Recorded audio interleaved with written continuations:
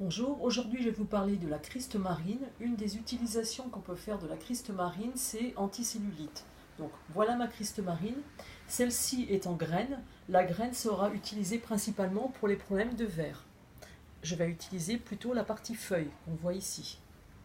Alors pour ma recette, je vais utiliser un pamplemousse bio. Je vais utiliser du lierre grimpant qu'on trouve dans tous les jardins ou sur les arbres. Je vais utiliser du géranium rosa.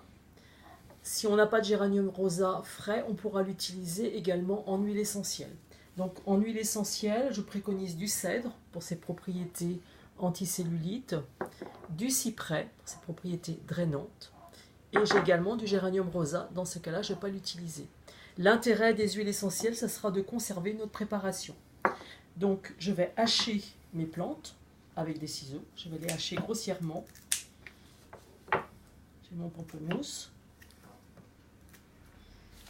mon lierre,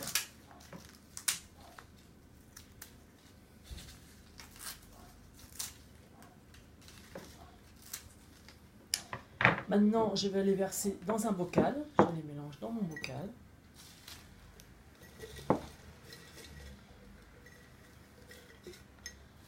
J'ai mis mon pamplemousse, mon lierre, ma criste marine. Voilà, j'en rajoute un petit peu. Je tasse. Je vais couvrir d'huile d'olive pour la macération.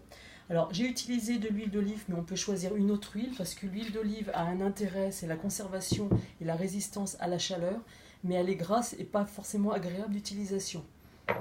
On pourra utiliser de l'huile de jojoba, de l'huile d'amande, ce qu'on veut comme huile. Je vais mettre quelques gouttes. J'ai pas rajouté par contre mon géranium, donc je rajoute mon géranium. Voilà. Quelques gouttes d'huile essentielle qui auront l'intérêt, outre leur propriété drainante, de conserver la préparation. Voilà, je mets une dizaine de chaque flacon, cyprès et cèdre de l'Atlas. Voilà. Maintenant, je vais bien tasser mon mélange huile-plante. Bon, là, c'est pas couvert, mais on peut rajouter davantage d'huile essentielle. Et ce qu'on va faire maintenant, on va mettre le mélange dans un bain-marie une demi-heure par jour ou alors en plein soleil. S'il n'y a pas suffisamment de soleil, il faut le mettre un peu au bain-marie. Après, on le couvre et on le laisse au soleil pendant à peu près un mois. Quand la préparation va être prête, les plantes vont devenir marron, elles auront donné toutes leurs propriétés. Après, on va filtrer notre préparation dans un mois.